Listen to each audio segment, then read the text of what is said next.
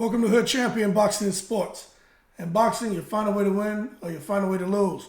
The secret society robbed Jamaine Ortiz. And I believe that some people want to disagree with me, but let me tell you something. I don't want to hear this crap about you got to take the title from the champ. I don't want to hear this crap about Jamaine Ortiz ran the whole night. I don't want to hear all that, okay?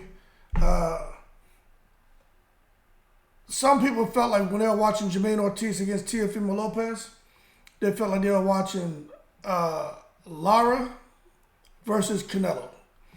And they felt like, man, Ortiz is just running.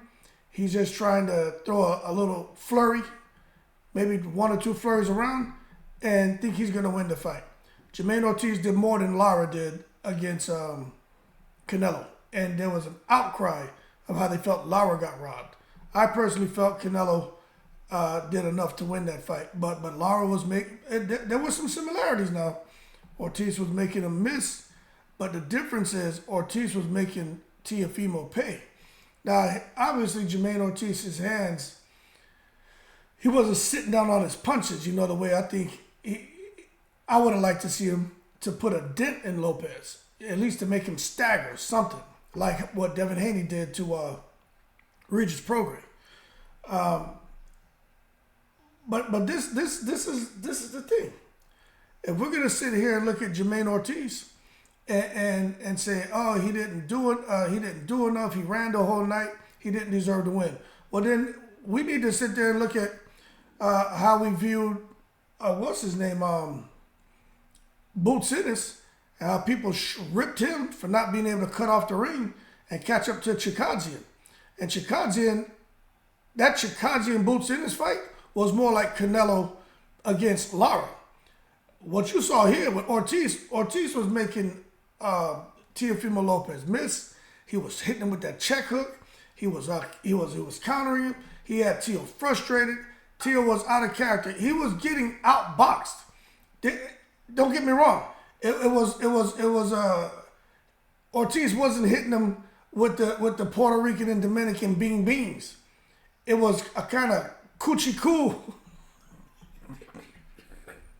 He was kind of coochie cooing him when he did land. But the thing is, he was landing over and over and over. And Teo didn't know what to do. He was lost. He was lost, man. You know why he was lost? Because Teo needs help in his corner. Now, I'm going to point something out to you, right?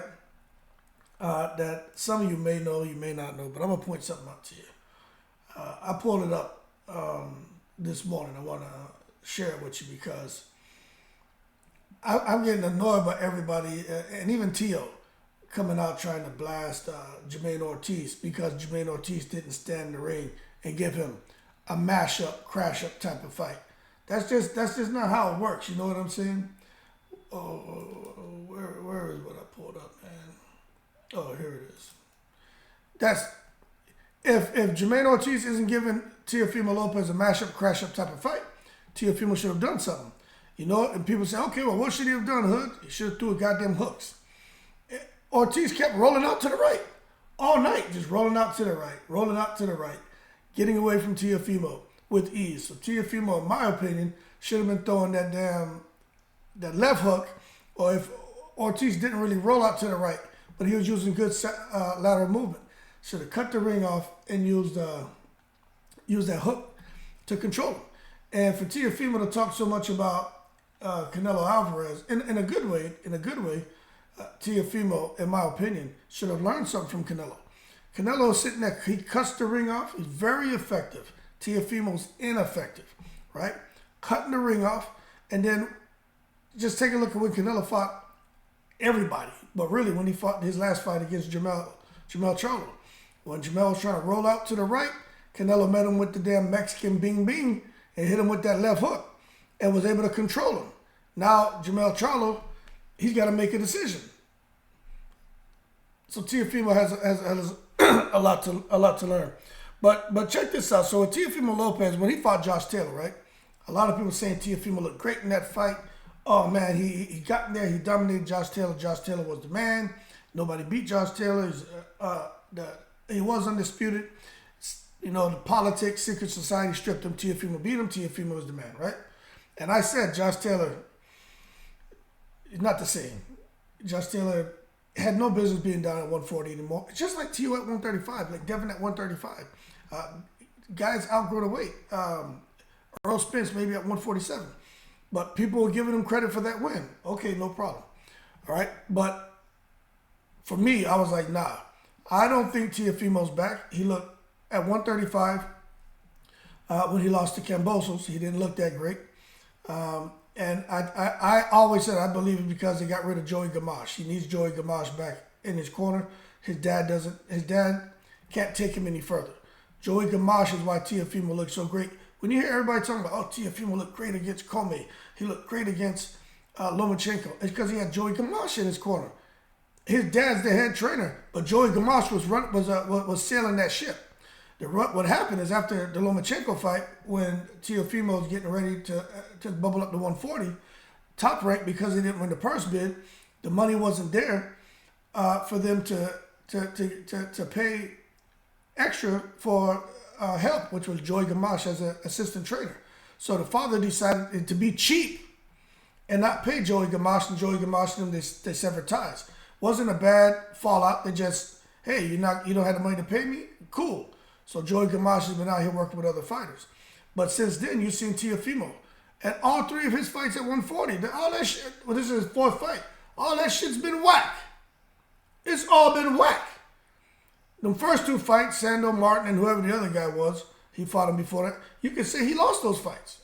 Even though he ended up TKO on one of the guys, which was BS. But nonetheless, you can say he was losing those fights, all right? Then come and fight Josh Taylor. I already talked about that.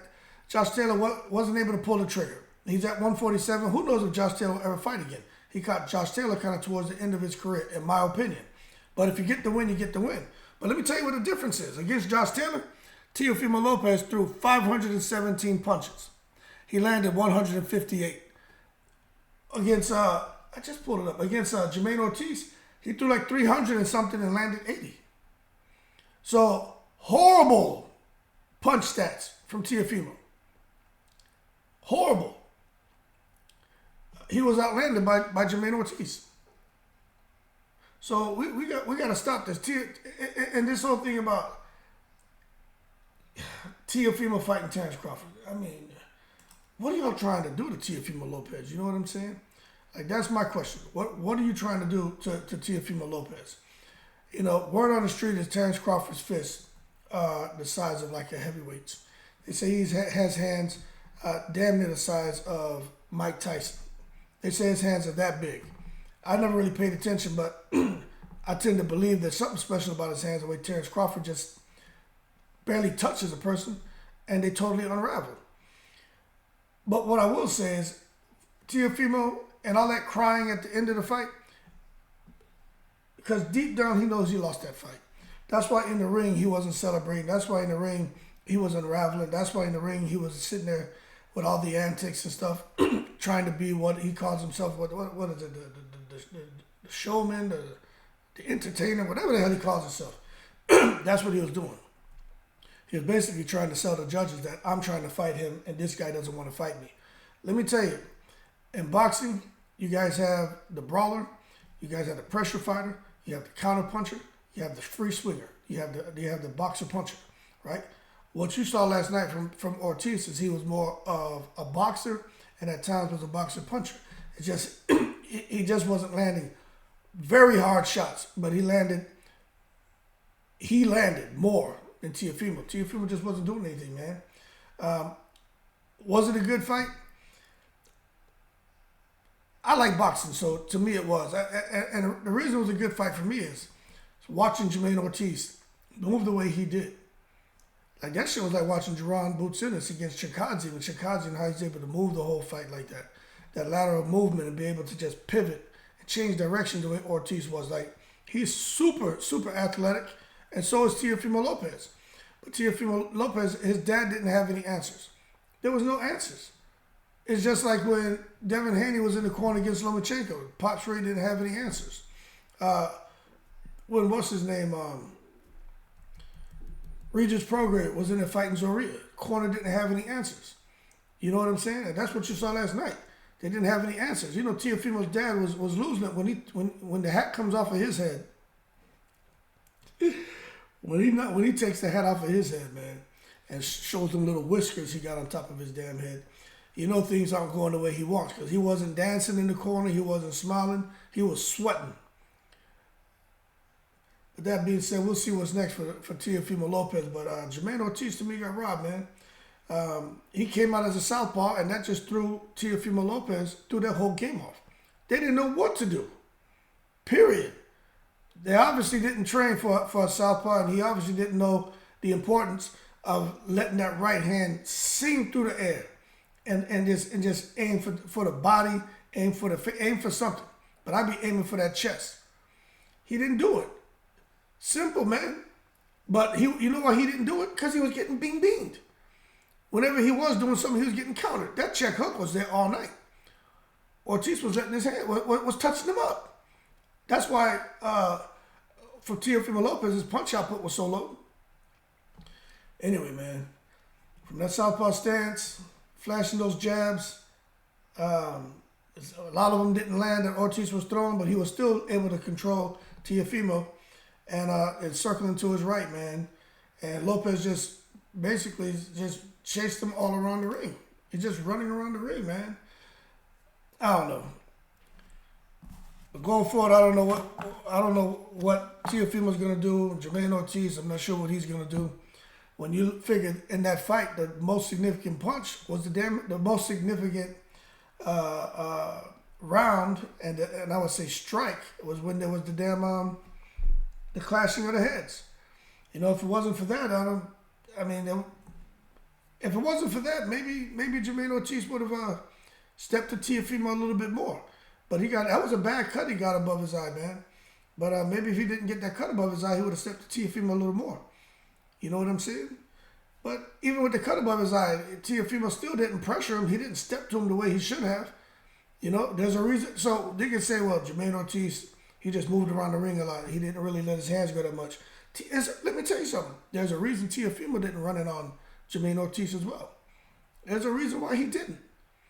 Because you got a guy with a cut like that over his eye, I would have been stepping to him.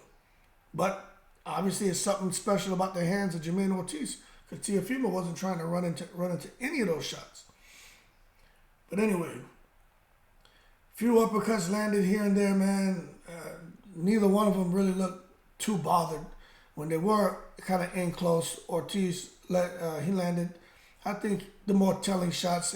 It was more shoe shining, but you know, he was trying to make sure that he was more active in winning the exchanges, man. But when you look at their faces at the end of the fight, both of their faces they were pretty damn clean. But I don't know, man. When you come out now and you see scorecards of 117, 111 for Lopez, 115, 113 on two scorecards for Lopez, yo, man, you can't tell me the secret society isn't behind Teofimo. Teofimo getting these gift decisions. Look, maybe his middle name is Luke, like Tyson Fury, but I pronounce it Lucky, because Teofimo, in my opinion, has been getting lucky since he bubbled up to 140 pounds, and it's crazy. So going forward, as far as Jamaine Ortiz, I don't know, man. I think Jamaine Ortiz does good against anybody. He can box, he can fight. He just needs to sit down on the shots a little bit more. As far as Teofimo going forward, better stay away from Keyshawn Davis. Stay away from Devin Haney. He needs to stay. Don't even think about fighting Terence Crawford. Could you imagine Terence Crawford fighting Teofimo? Like my boy Mills always talks about. Terence Crawford, huge hands, extremely athletic, extremely fast, extremely powerful, with those 8-ounce horsehair Mexican-style gloves. If he was to hit Teofimo with that shit, Teofimo would not survive. Simple. And as far as fighting Terence Crawford at a catch weight, that ain't how that works. That's not how that works. You can't come now and call out Terence Crawford and want Terence Crawford to meet you at a catch weight. Terence Crawford's not doing that. I just don't see Terence Crawford doing that. You know, I don't know just how much money Teofimo against Crawford can generate and how much money that will put in Crawford's pocket. Unless you're paying Crawford like $100 million, I don't see Crawford taking that fight. Not at no catch weight. Simple, man. But that being said,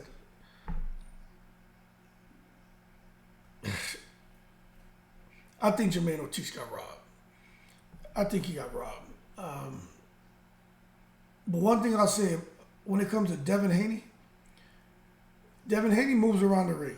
Devin Haney kind of boxes like Jamaine Ortiz. But Haney is way more effective, way more dominant, and the fight is way more one-sided because Devin Haney he's more active. And Devin Haney, he's not just going to retreat all the way across the ring and start circling the ring again. No, Devin Haney will take a half a step back. He may take 2 steps back, but then he's sliding to the right and binging you. Devin Haney, at every opportunity, when he's in that ring, when there's an opportunity to make you pay, he's making you pay. The only time, well, you always see him boxing moving, but even when he fought Linares and got hurt in those last few rounds, Devin Haney was still, letting his hands go, but he would fall in and hold on to Linares, but Devin Haney was hurt. But before he got hurt, Devin Haney, you saw what he did in that Linares fight. He was just binging him, round after round after round. It was amazing to watch. With Jamaine Ortiz, he wasn't quite binging Teofimo the way like Devin Haney probably would, to just make it so convincing that he won the fight. But he was definitely, to me, more active. Just put on a boxing clinic. He outboxed Teofimo.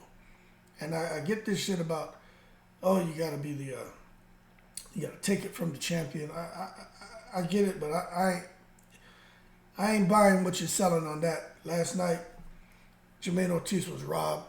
Teofimo him and his dad need to sit their pride aside and bring back Joey Gamache. Bring somebody on. The one thing I'll say about Jamaine Ortiz, when he was moving around that ring, that shit reminded me of Deontay Wilder against Helenius and Deontay Wilder against Parker. You just can't sit there and do that. That's why I was saying last night when I was on Twitter, make sure you subscribe to my Twitter channel, right? That damn, who trained Jamaine Ortiz? Malik Scott? Because it's circling around the ring crap. But Jamaine Ortiz let his hands go. He threw more. He did enough to win, in my opinion. That being said, y'all keep cool. Shout out to the veterans, all 7 continents. Secret Society in full effect. They robbed Jamaine Ortiz, man. That's horrible. Absolutely horrible. Anyway, in the breeze.